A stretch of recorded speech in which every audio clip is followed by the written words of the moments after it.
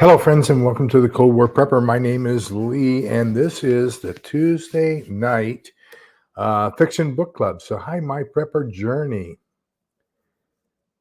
Oh, Southeast Texas, Houston. All right. I was in Houston for a while and then got promoted, moved up here to Austin.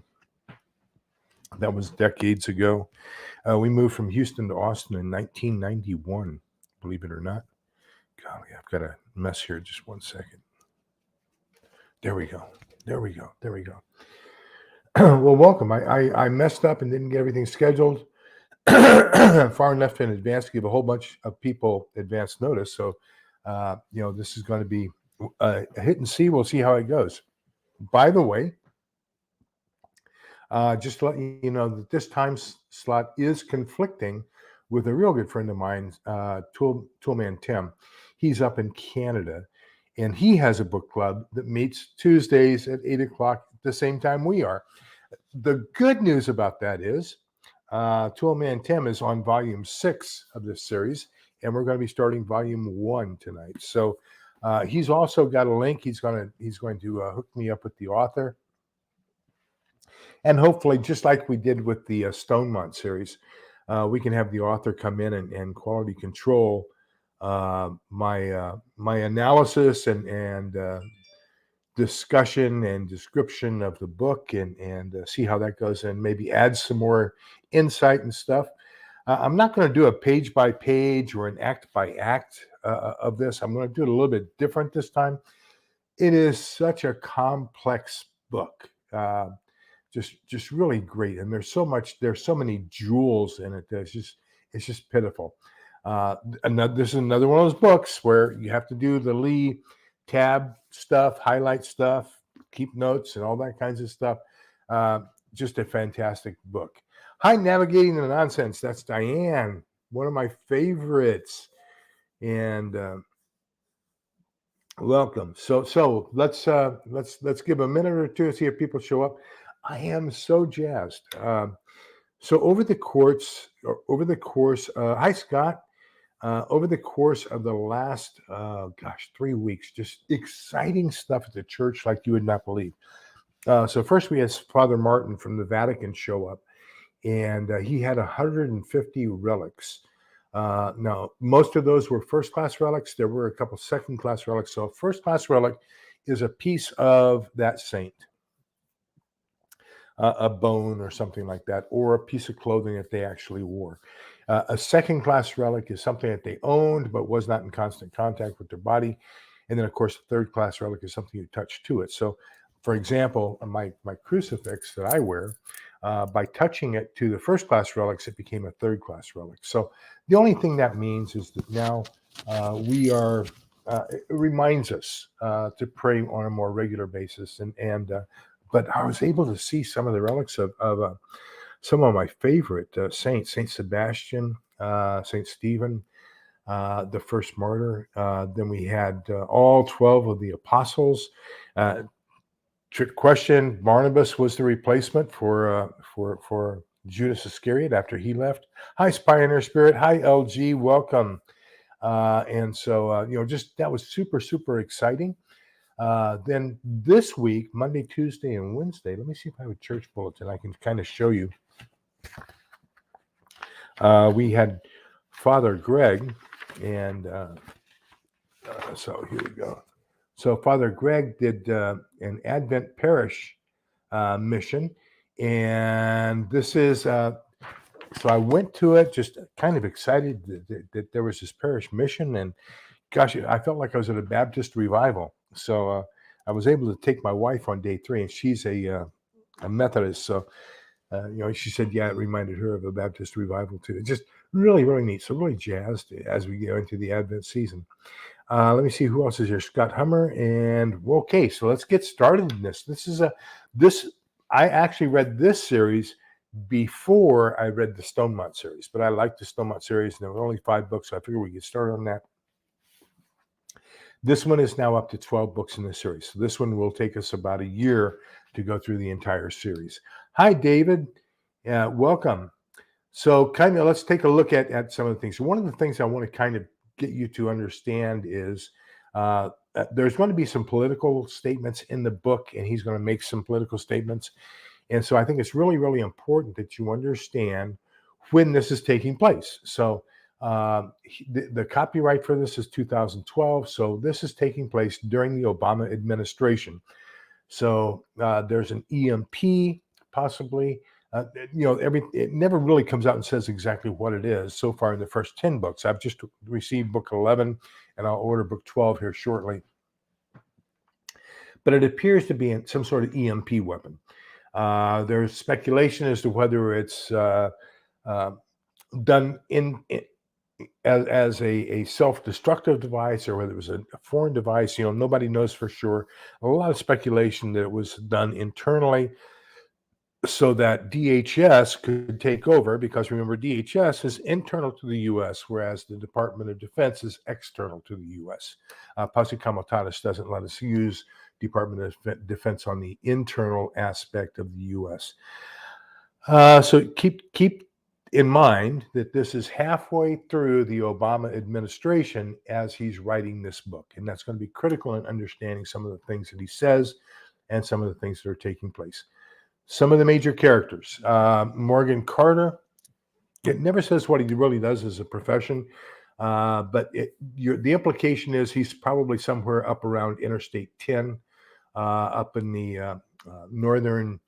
I think actually it does say that he was originally in the Tallahassee area, possibly, and when the EMP hit and he had to get home. The good thing is now the really, really good thing, and we'll get into this, is he does very early in the book give you a list of everything he has in his get home bag in his car. And we're going to add to that with Linus or Sarge as we get later on into the book. He's going to add a whole bunch of extra things into the get home bag.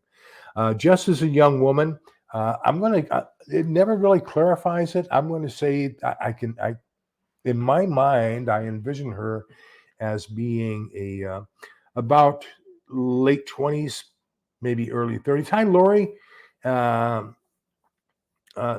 Just a young woman trying to get home. And so she's aware of the fact that she's attractive enough to where other people are going to try to abuse her or, use her or whatever. And so she sees something in Morgan and tries to tag along with Morgan, and successfully does. They encounter the third protagonist in this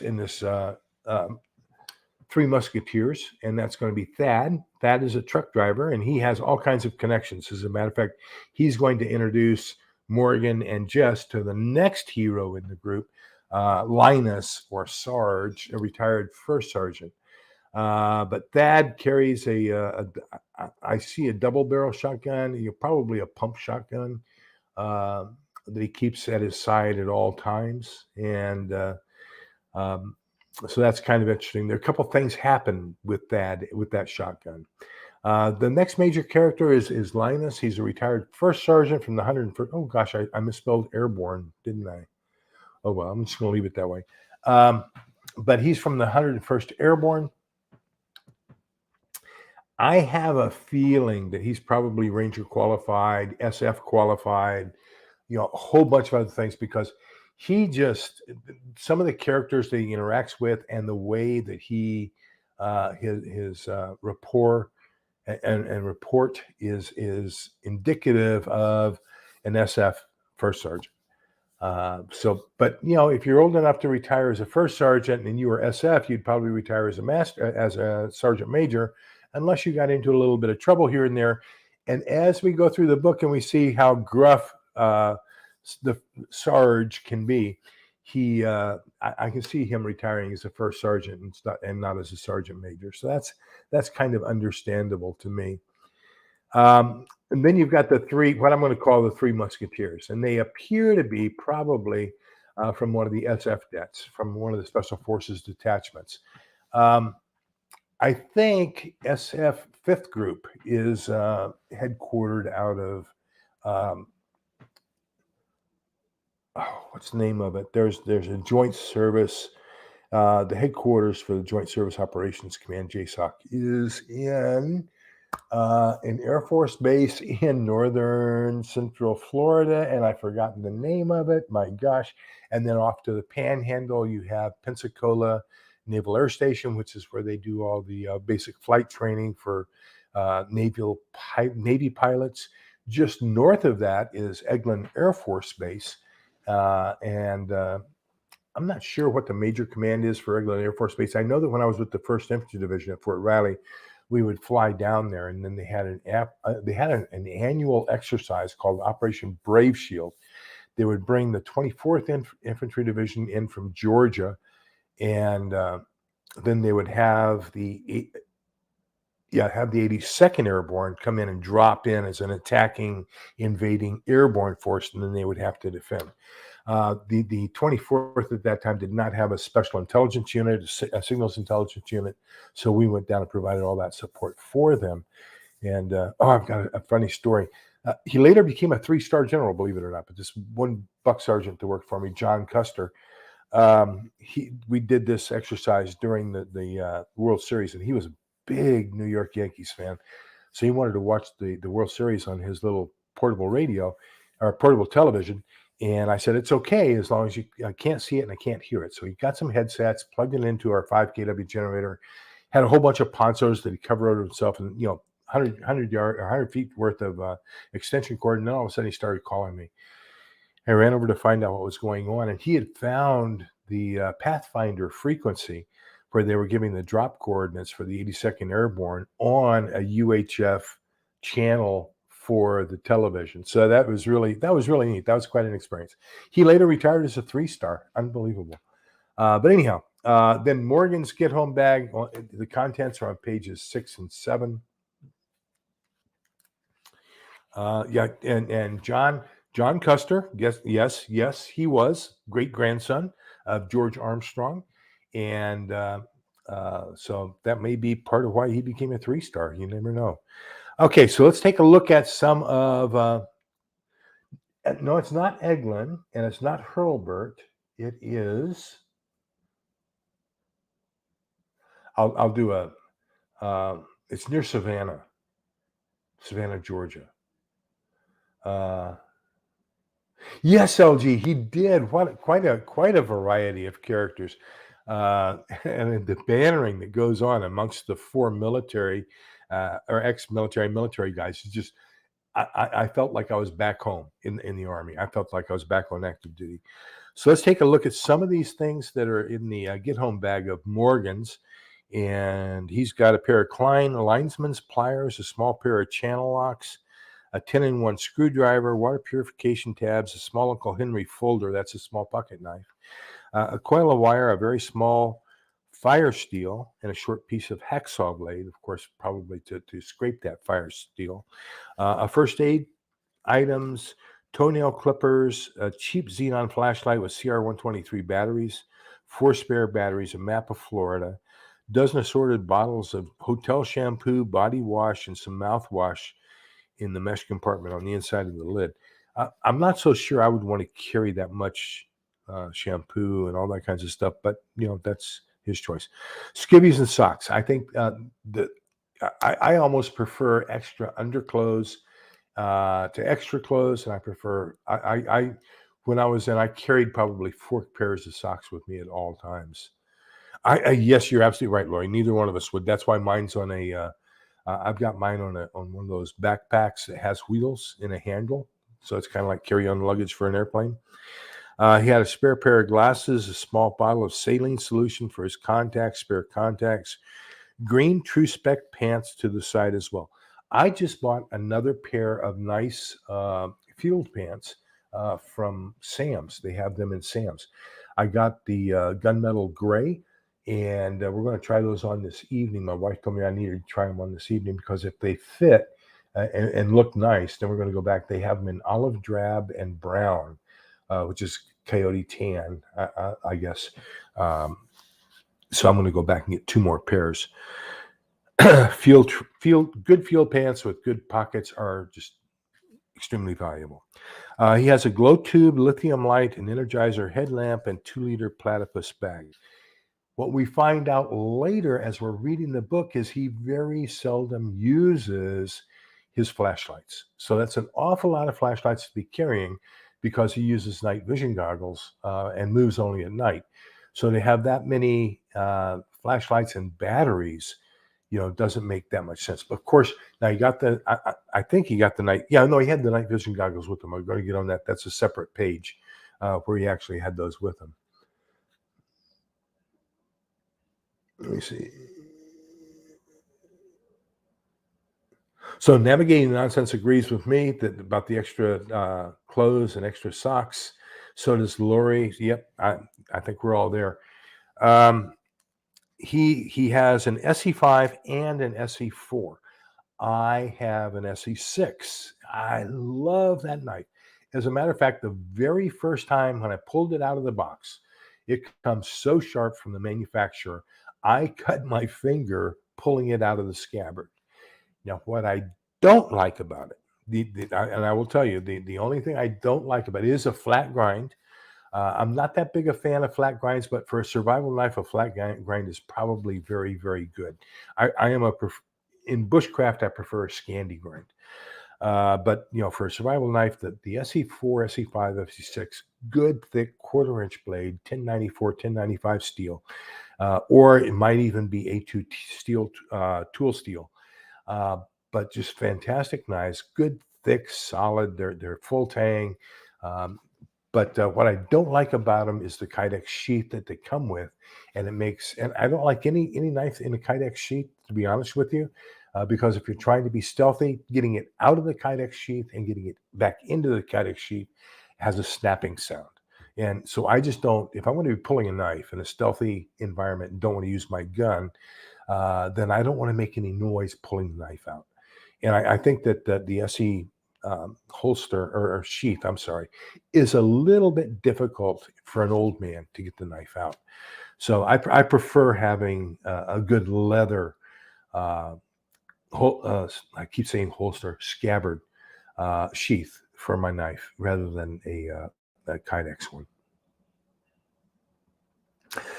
My prepper journey, I just put a list of great knives or great things that I think people should get for Christmas or possibly get others for a Christmas gift. So the knife I recommend there is the Condor Bush Lore, which is a fantastic knife. And I compare the Condor Bush Lore at $60 to my $250 LT Wright Genesis. I mean, you can barely tell the difference between the two. LT Wright Genesis has a lot better steel. It's a lot better craftsmanship. But the difference between the two, go for the Condor Bush Lore for $60. If not, the Mora Bushcraft Black is also very inexpensive and another very good knife, and it's a full tang knife as well. One of the very few full tangs that Nora makes. I'm sorry, Mora M-O-R-A, Mora knives. My prepper journey, that's the video that I did. Oh gosh, when did I release that? I think I released it last Saturday or Sunday. I'll try to put a link to it down underneath. Yes, night vision goggles. I prefer them to the flashlights in most situations. I have a monocular night vision because I can't afford the binocular system. Let me see. He has 2 spare magazines for an XD, which is his handgun. Otis Tactical Cleaning Kit, which is important. A Silva compass, a Wilderness Outfitters SOS Survival Kit, and a Swedish Fire Steel. So that's 2 fire steels that he has. He also has a poncho liner, and I just did a video on that as well about how I have a poncho liner, and I love it so much. As a matter of fact, it's woodland camouflage, and I bought it in 1978, and it's been washed so many times it just looks like an olive drab one now.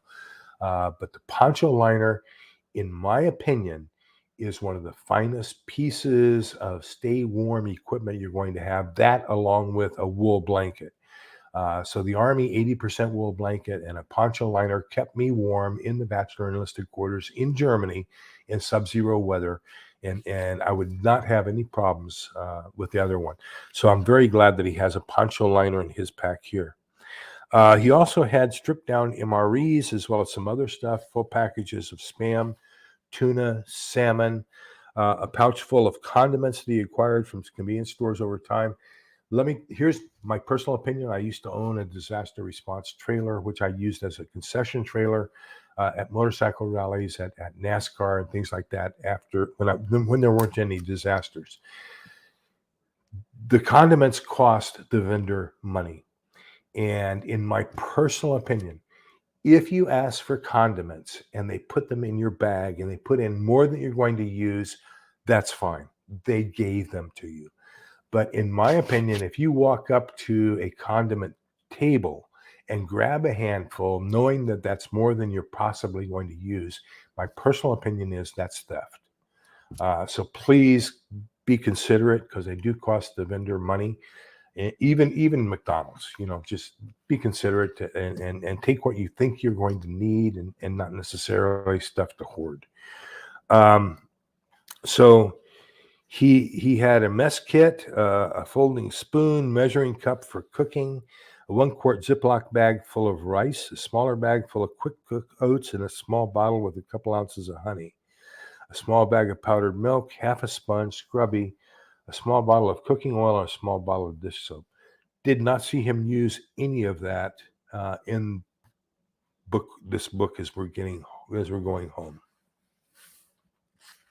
that I remember.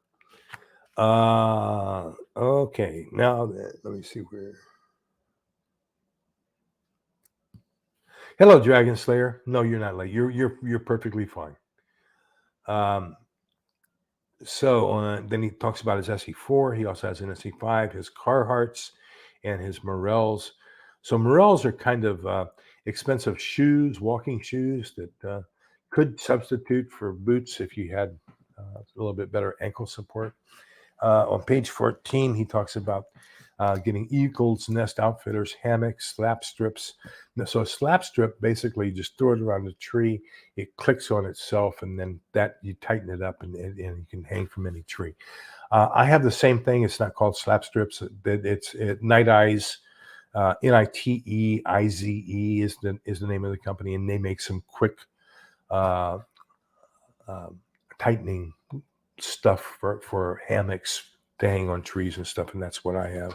Don't know what the actual name of it is. So he had a 1-quart and a 2-quart canteen. I think it's a great amount of water, but I also think it's a very heavy amount of water.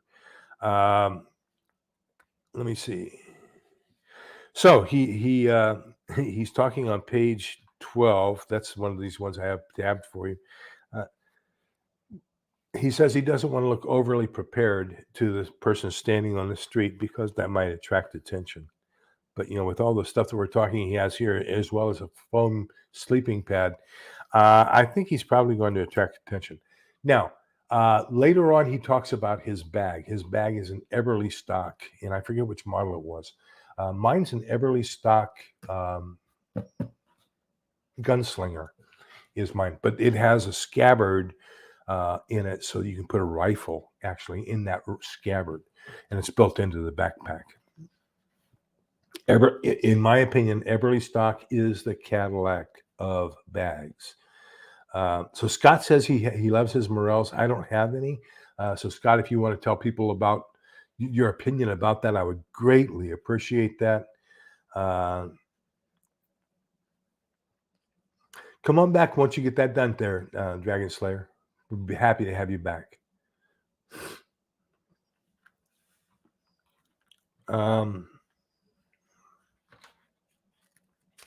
Now, as he's going along, so he goes into town. Luckily, he has a little bit of cash, and so he's able to purchase some stuff. He gets a couple bags of Jack Link's beef jerky, some Excedrin packs. When the author says Excedrin packs, what I'm thinking of are those little, paper packets of 2 Excedrins in that packet. They used to be $0.25. When I was younger, I don't know what they are now. Probably $1.25. And then 2 packs of Imodium pills, same thing. Some Rolaids and 2 Cokes. So it came to 1925. He handed him a $20 bill and said, "Keep the change." My personal recommendation: if you're going to keep cash in your get home bag or in your pocket as everyday carry, try to carry nothing larger than a 10. The chances are you aren't going to spend the total amount of money that you have, and if you don't spend the total amount of money, and and they're going to look at you and probably not want to give change. So you may get gypped a little bit there, but try to have smaller bills that you can divide up, and then that way you lose as little as possible when you're making purchases. Um,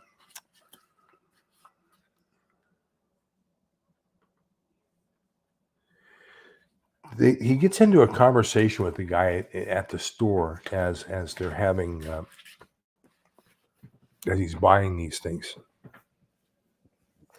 And it's a real good philosophical discussion. I think we need to understand as well that during the initial shock. Uh,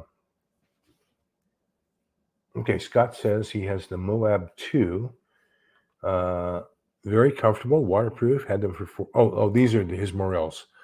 Moab 2, very comfortable, waterproof. Had them for years, 4 years, still almost like new. Oh, that's great. Yeah, they are. They are a little bit on the dear side as far as cost. So yeah, that's probably why I have not bought any so far. But thank you for that information. Um, so he's talking with the vendor, the owner or guy behind the cash register at this convenience store. And he says, and the convenience store guy says, people on both sides of this equation are going to be hit. I had to kind of edit how it is written to get it to fit into the 200 characters for the banner here. But he said people on both sides of this equation are going to be hitting a wall.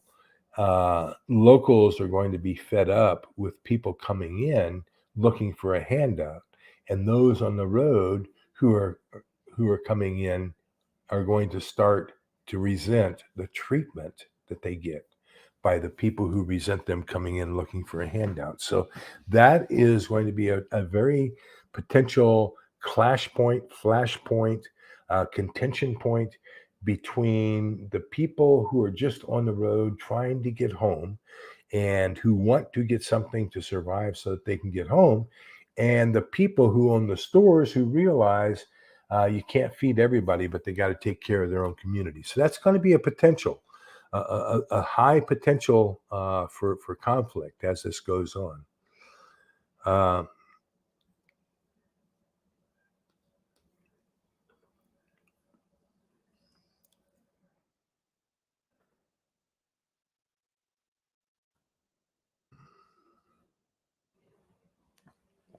then he picks up Jess, and so they have their first encounter, and Jess is escaping this overbearing guy who is trying to court her, and he probably doesn't have the most pure of intentions as far as Jess, and so she's kind of thanking um, Morgan for saving her, and then they get into a philosophical discussion around his bag and having stuff and trying to avoid people, and well, camouflage colors and everything else. And so his discussion with her is those packs will look like a Walmart to people who have nothing.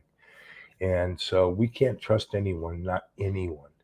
So what he's saying there is, as long as you have a pack with anything in it on your back and you are navigating the roads, trying to get home, everybody who has nothing is going to see you as a savior who has everything to provide to them. And so the point here is avoid everybody because you can't trust them. You don't know who's going to come up and try to forcibly take what you have from you. Hello, Butch. Welcome.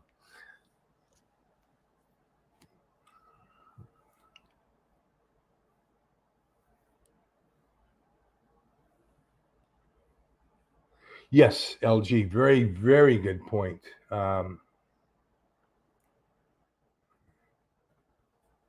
Very good point.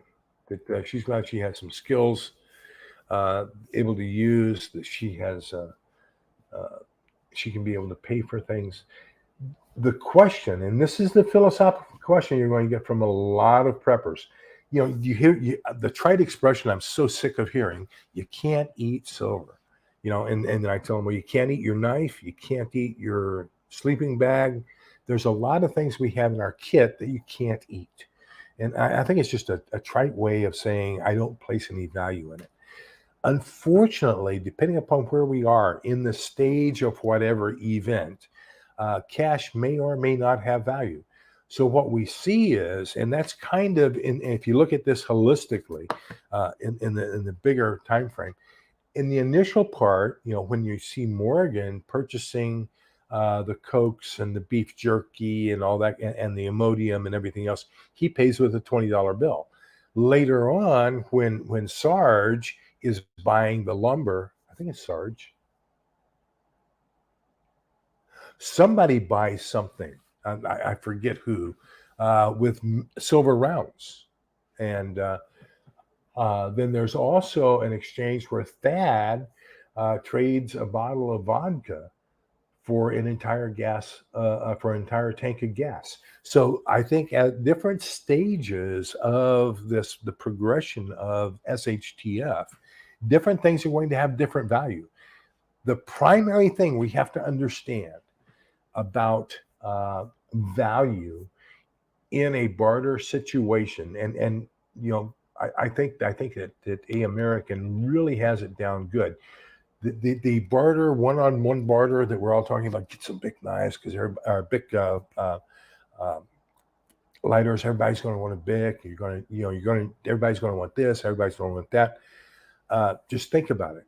The people who want what you have, Bic lighters, fire starters, whatever, are they prepped enough to have what you want in exchange for the Bic lighter that you're getting now instead of what you actually need? So, think that out a little bit. Think down the road a little bit. That most of the people who are going to be wanting stuff from you don't have anything to give you in exchange for what you're going to be giving them. And we see that throughout this entire book. People wanting something for nothing, and people giving something for nothing. So I think that's very, very important that we keep that we keep that in mind.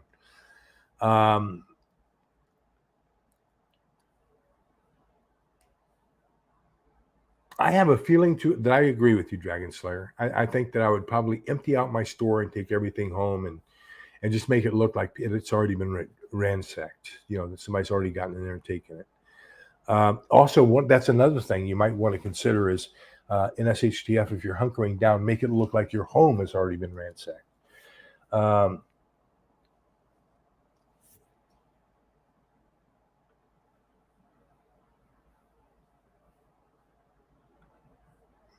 see.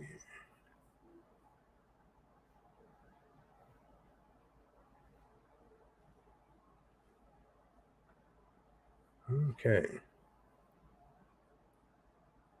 So one of the things you just have to understand is anything you have is going to look like you're capable of supplying everybody to somebody who has nothing. Just remember that. So if you really want to be the true gray man, you don't want to look like the fat man in the land of the starving. Now, when they talk about using their autos, and they're primarily trying to move at night, because most people are going to be asleep. They aren't going to expect people to be driving or moving or anything at night because navigating is so difficult.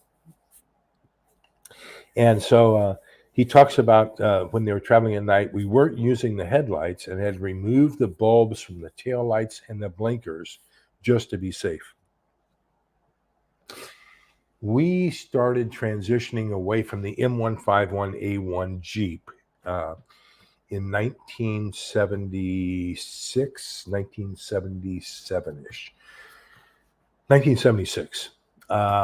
And we received what were called Cook Vs. And the Cook V, CUCV, was actually a Suburban 2. Chevrolet made a lot of money selling those to us. And so when we first got these Suburban 2s, they were in woodland camouflage and everything else. And we'd go out to the field. Now, the M151A1 had a system where you could had a key where you could actually turn off brake lights and everything else to put it into a tactical mode.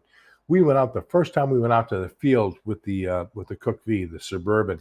Man, the brake lights, the backup lights, the headlights, they didn't have any blackout lights, driving lights.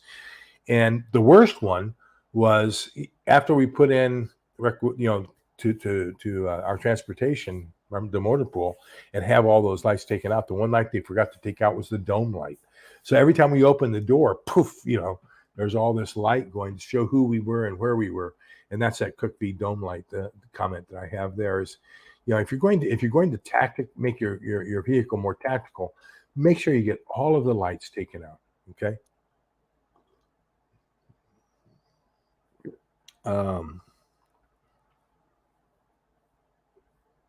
Check comments here.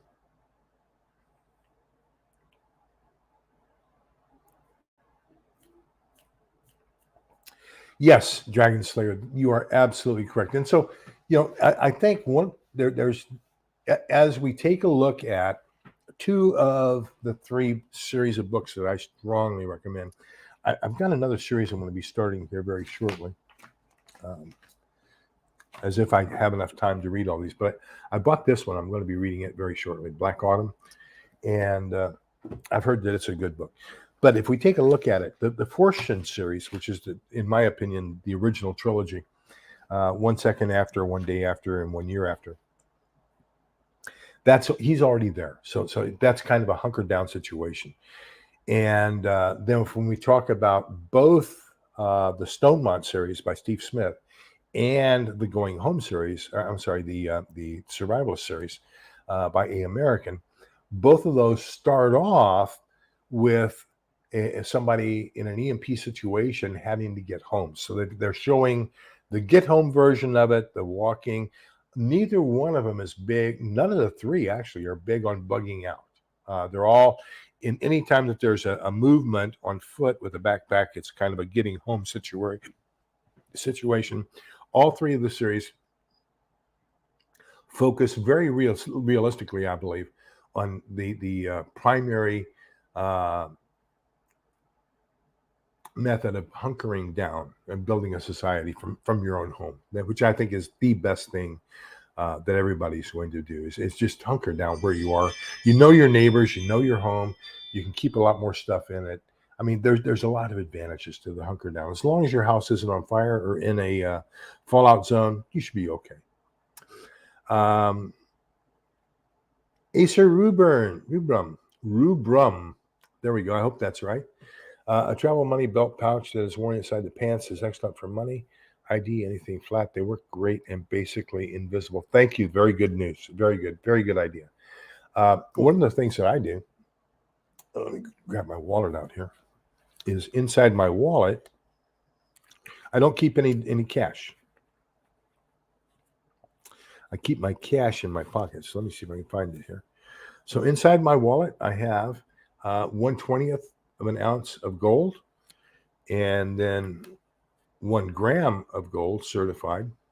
And so that 1 gram of gold is basically 1/31st of an ounce of gold. So 1/20th plus 1/30th is going to be somewhere around 3/20ths of an ounce of gold. So 3/20ths of 3,000, probably $100 in gold. And then in my everyday carry bag, I have some silver and some more gold. I normally keep about $100 on me, and I try to keep it in small bills. I don't know what I have on me anymore right now. Yeah, I have nothing but small bills. Okay, so a 20, a couple tens, and a whole bunch of ones. Makes it look like you have a lot of money when they're all ones in your wad. But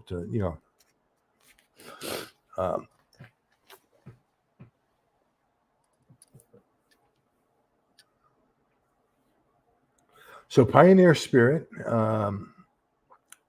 says, um, oh, what happened? Where was, yeah, there. In this kind of situation, my fear are police and soldiers, armed public sector workers in general. Absolutely. Absolutely. They're going to have access to better firearms and equipment, may or may not be well led. So I can understand your concerns there. That's a very valid concern. Um, and I would avoid those. Now, your local sheriff, the elected local sheriff, I think is probably going to be the one you're going to be relying on the most. Let me get back here to the banners.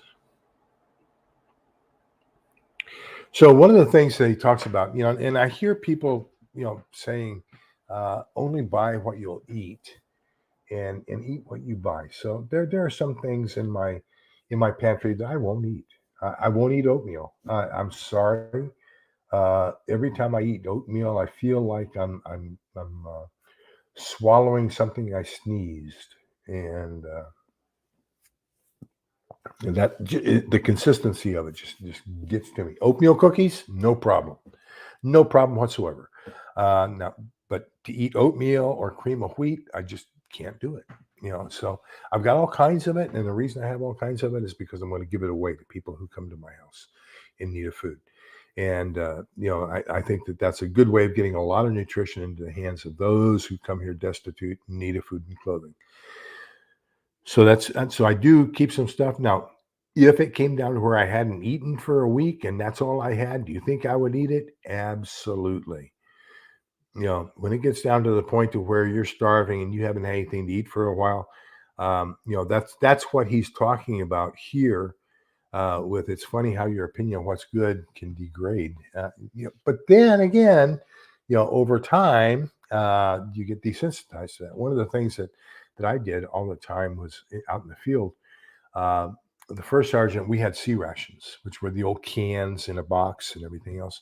And so there were 12 boxes to a case. So the first sergeant would come in and he'd flip the box upside down, lift the box that they were shipped in off, and then all 12 of the meals were upside down. So you couldn't see what the meal was that was packed.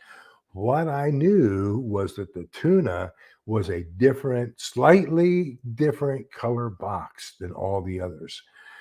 So if I could get in there before everybody else, I could always get tuna. I lived off tuna for a year. 2 meals a day, tuna or beanie weenies. Beanie weenies were pretty good too. But it's funny how things you don't want. If it came down to it, I could eat the eggs scrambled with ham. That's that. I probably could. Um, no, Lori, I haven't. But let me write that down in case you haven't in case you can't tell. I really enjoy reading. Age of Noah, 3-book volume.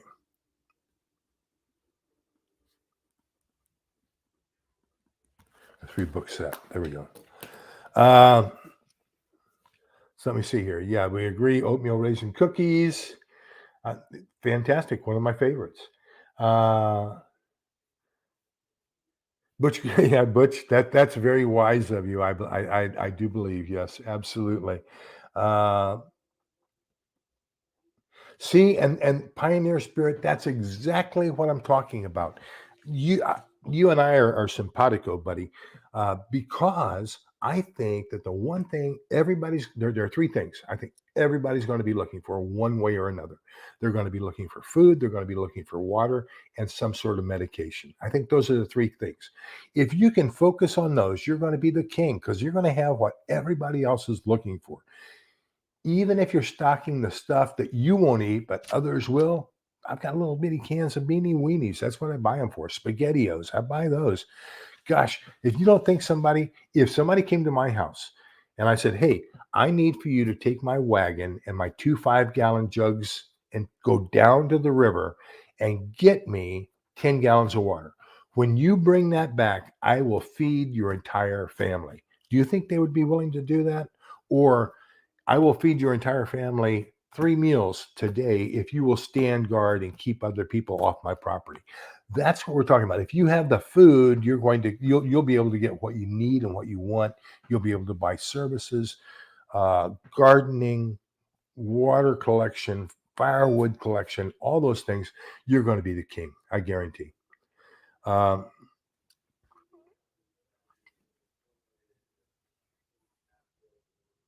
Yeah, I think that navigating, I think you're absolutely right. I think that what we're saying is buy when you buy foods that you don't eat in addition to what you will eat. But yeah, a year's supply of rice and beans, I couldn't live. Well, I guess I could. I wouldn't enjoy it, but I would look for something different. Um, but like I said, I did eat for a year off. I live off for a year for off of almost all tuna.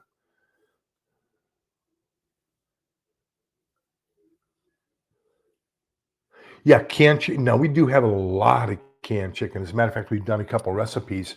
I'm trying to learn how to splice because I put the recipe together and then it has to cook in my can cooker for like 45 minutes, and then we take a look at the end. I put out a couple of them, the shows like step one and step two because I just don't know how to splice those together. So I put them out as two-part videos. But yeah, no, I think canned chicken's one of the best things on the market right now. Along with there's a diced ham you can get at Walmart. I love that. That's a great one. Really, I did not know that there was an audio version.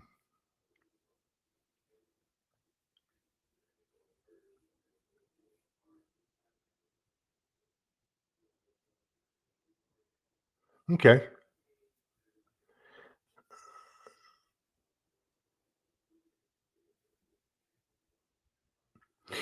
Yeah, I'm not a big fan of Vienna sausages either, and that's we used to get those in the MREs.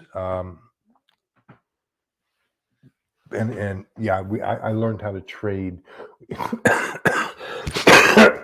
There was a lot of trading of components in the old sea rats, and I would imagine that probably still happens today. The components get traded out, and I did not care for Vienna sausages, and that's basically what they put in the beanie weenies as well. So he only travels at night, and we talked about that, and that one.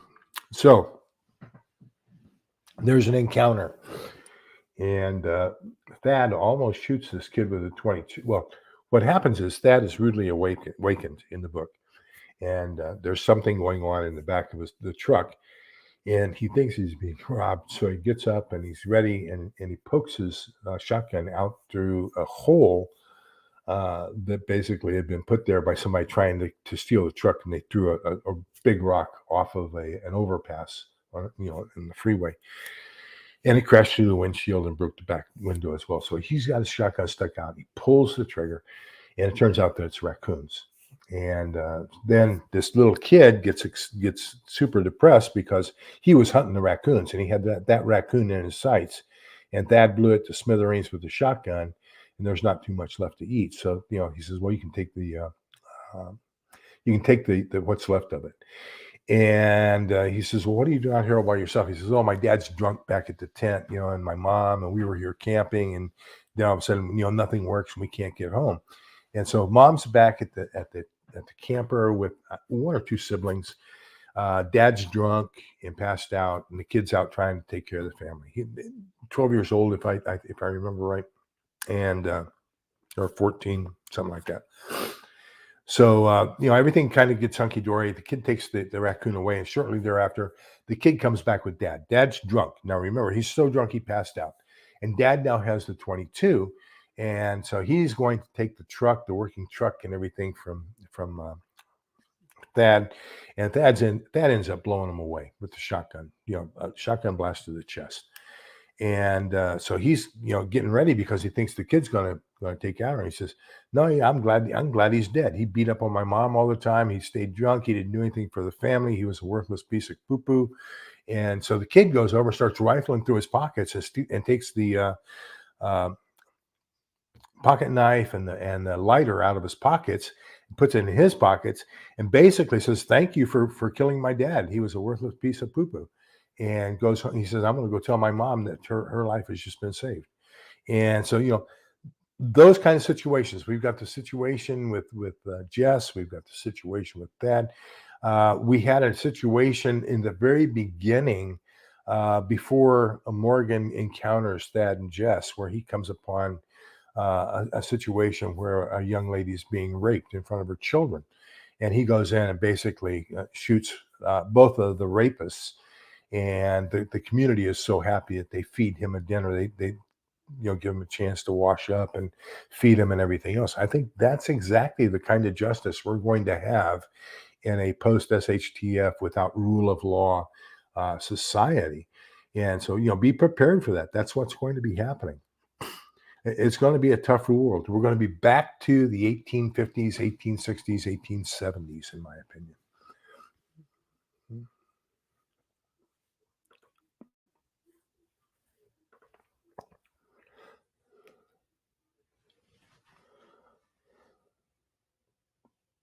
Unfortunately, I think that the cities are going to be cesspools. Yeah, I would hope that people would be kinder and gentler with each other. But I mean, take a look at Hurricane Sandy, at Katrina, at Rita, at Wilma. I mean, I had a disaster response company. I got stolen from on a regular basis, and I finally told the so I was a subcontractor to a contractor, and it was Diamond D, and Diamond D was the primary contractor and their primary disaster response company in the U.S. Most people don't realize it, but DHS has about 200 people in their employ. Everything, because they don't want to maintain all these houses and trailers and everything else. That would just be a humongous cost to them. So what they do is they contract with contractors, and they provide the trailers and everything else that are going to go out, and the employees and everything else going out for a disaster response. So Diamond D contracted with me, and I had a 25-foot trailer, and I could feed 350 people an hour. They standardize it with what they call boiling bags, and so you get a meal, an entree, and all you got to do is stick it in boiling water. One of the things we found out was we had to make it so that all the subcontractors got the exact same food for the exact same meal all the time, because people would farm around for which who had what food and go for what they thought was the best food. But when I was taking care of the people who had suffered the disaster, they stole from me. When I took care of like the other people, the people who were going in to provide the services to the people who had suffered from the disaster, I had no theft problems whatsoever. So I told Diamond D and I told FEMA I will not work directly with uh, or provide services directly to the people who are affected by the incident. I would much rather provide the service to the people who are there to provide the service to those people. So just I couldn't make a profit if everything was being stolen all the time. Take care, navigating.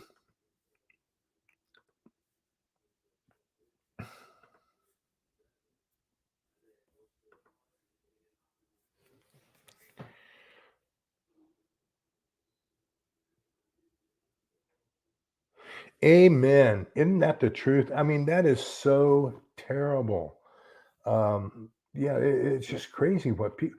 I had signs, okay, the banners, those big banana banners is what they're called, showing food and everything else, so people could come in off the streets and and come to my trailer. Would you believe they stole those? I mean, why? I paid $125 for the darn signs. Two of them got stolen. What good are they going to do anybody other than the fact that it's a souvenir? I mean, it, it's crazy. It's crazy what gets stolen. They broke into my trailer and stole everything on the inside, as far anything that was loose. Um, all my tools. I couldn't even change out my propane tanks because all my tools were gone. Just unbelievable. Um,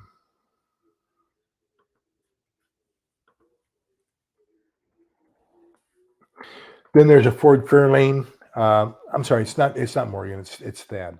So there's Ford.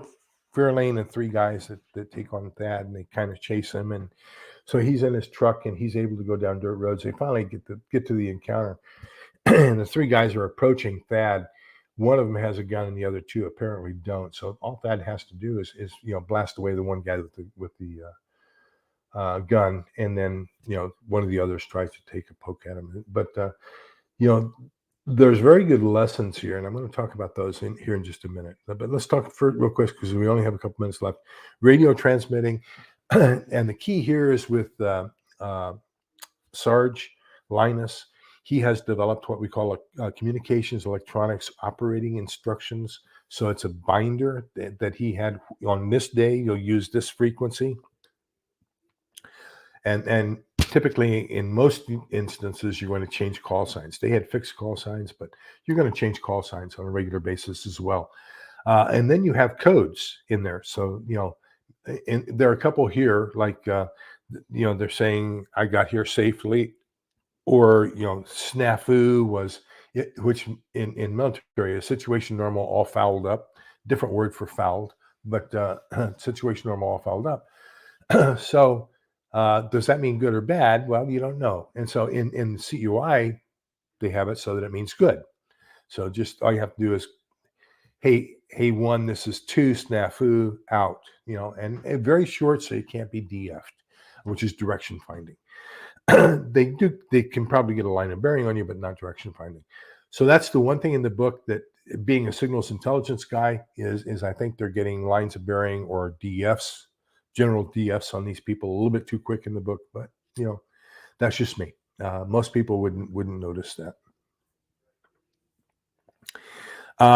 Then when Morgan gets home, his wife is talking about they had I think it was an LPG or LP stove or something. It was a particular type of stove, butane maybe, and so she tells them there are a couple people around here that think this should be community resource. So Danny, their best friend, had to come down one day and make sure and make some of them leave. They wanted to take it. I think that's going to be the case. I think we're going to have to do an awful lot of guarding. That there's going to be an awful lot of people who want what you have and actually think that they are entitled to it. So, I think that's one of those precautions that we're going to have to take in life. Let's get back to the comments here. Yeah, fouled up beyond all recognition, Pioneer Spirit. Let me see here. So, gas generators are allowed. Desperate people will steal them. I was talking with somebody. So I'm having 8 more panels installed on my roof for my solar system. I tried to get the guy who sold me the solar system 5 years ago to do it. He just messed around. So I finally called the company. I said, look, here's what it is. I want to increase my solar power by 50%. When I bought the system, I told you what I wanted it for. I wanted it for prepping purposes. He sold it to me for 90% of average use. And I don't use that much electric in the winter because I use gas heating. In the summer, I have electric air conditioning. I use a lot of it. So we did a 90% of average. Well, that's not going to do anything for me. So I wanted 90% of peak at least. Well, I ended up buying 8 more solar panels. And we got into the discussion of, aren't people going to come to your house? And I said, well, it's kind of difficult to hide the solar panels or to so that people don't know you have them. I said, the only thing that you can do is I put the battery in my garage so that nobody just looking at the house knows that I also have battery backup. If I had a gas generator, they would know that I was producing electricity. So my thought process here is I'm going to put it in the back of my pickup and I'll drive around the neighborhood and I'll offer 1 hour of generator for the freezer or whatever until I run out of fuel. It's one of those things I might do. Oops.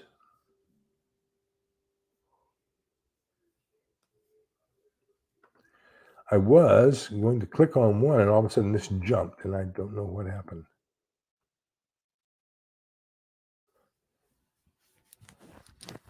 Okay. FUBAR, which is fouled up beyond all recognition. and that means really messed up. Uh,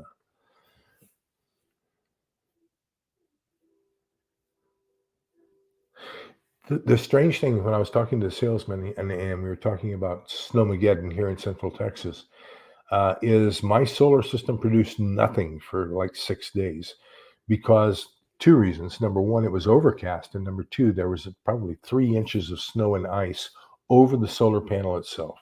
And so he says, "Well, we do have a spray that we can sell you that will basically you just go out, get up on your roof and spray it, and it'll melt the snow and ice, and your panels will work." I said, "Buddy, look at me. I'm 70 years old with a broken hip, and you want me to get on a ladder and get up on a uh, uh, inclined roof and stand up straight and spray my solar powers? Does that sound right? My solar panels. Does that sound like a good idea to you?" And he says, "No." And I said, "But that sounds like a good business you could get into. I would pay for that." So he started chuckling at that.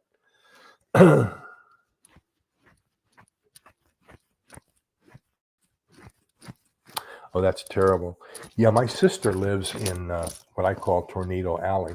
We have a town in our county called Gerald.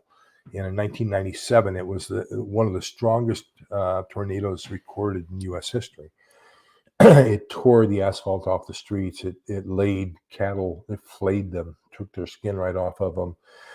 Just unbelievable. It was an F5 plus, and but it went right through a manufactured home community. And so, what does my sister do? She buys a manufactured home and moves into that community. I go, "Oh God, I would not do that for anything."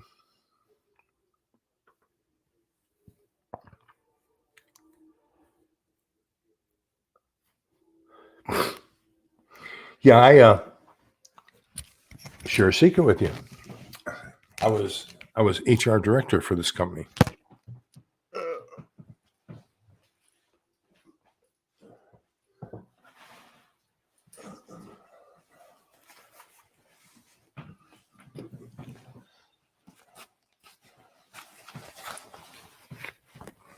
Let me see. There you go. So that's the Heart of Texas Electric Cooperative. And so I can tell you all about only having 4 crews of 2. And so during normal daylight and normal times, that's plenty. So we had 4 crews of 2 in McGregor, and we had 3 crews of 2 in Rosebud. And so we had a total of 7 crews of 2 people to cover 13 counties. So when there's a power outage, we've got we can only handle 7 lines at a time, seven poles, 7 lines, 7 transformers, and there are priorities. So if you have a legitimate reason to have a medical necessity to have electricity, CPAP machine, oxygen supply, or anything like that, make sure you have that on file with your electric provider, because that can up the priority in the system of where you are in the sequence or the order of getting electricity restored back to you. So that does give you priority as far as restoration of electricity. Um, yeah, and not only the noise but also the smell, especially if they're diesel.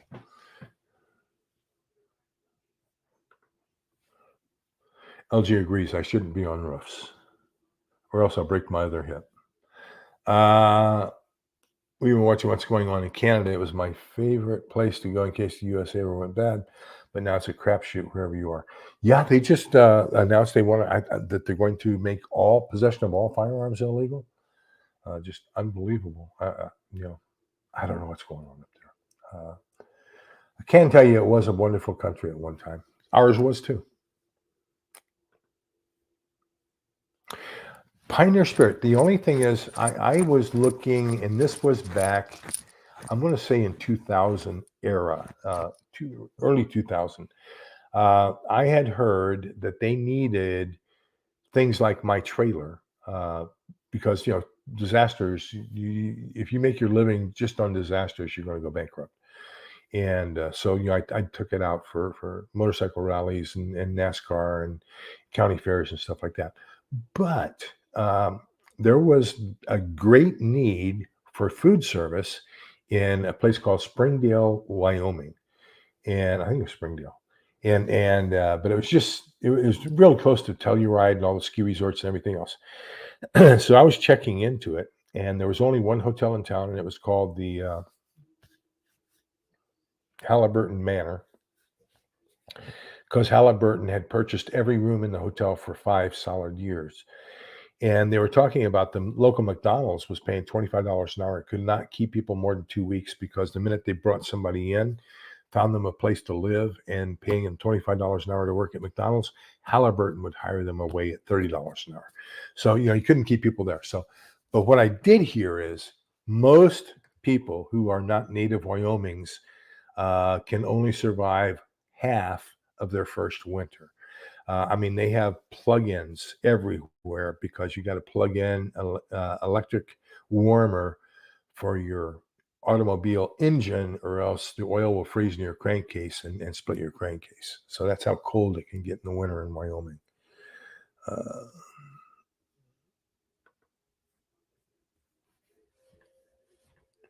yeah, Kingswood is down. It's a suburb of Houston, and that's almost due east of us. Most people think Houston is southeast of Austin, but it's almost due east of Austin.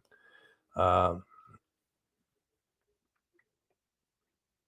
Oh gosh, Pioneer Spirit or Dragon Slayer. I tell you what, I'm so jealous. One of my favorite places on earth is Asheville, North Carolina. God, that's gorgeous. Just absolutely gorgeous. I did some union prevention work for a company that manufactures the axles for semi trucks.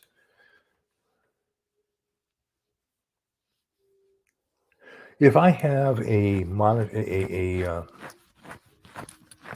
what's it called? Moderator. Can you delete those sites for me, please?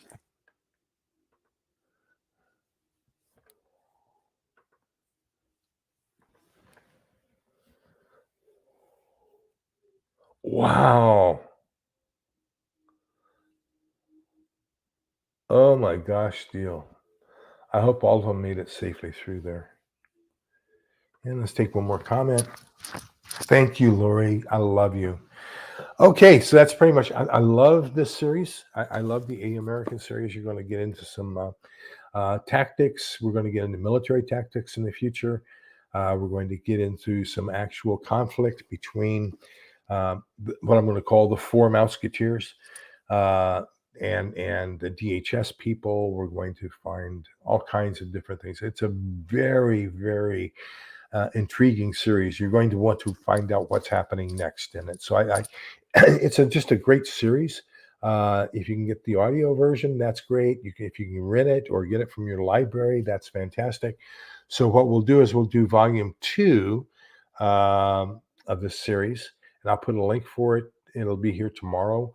If you want to buy it through Amazon here, remember that if you buy it through the Amazon account here, then 60% of anything I get off that sale, I am donating. 40% goes to the county food bank, and then 20% goes to a disaster relief cause other than the Red Cross. So let me see what else we have. West of that, almost in East Tennessee, Warren, North Carolina. Okay. And thank you, LG. Gosh, you're a champ. Scott, thank you for being here. Lori and LG, I could not. So I have fantastic moderators. What do you think? Lori and LG are here tonight. Gosh, what great moderators. Thank you. And thank you for the reminder, Lori. I greatly appreciate that. So I think that we can close this up, and let me give you my numbers closing here.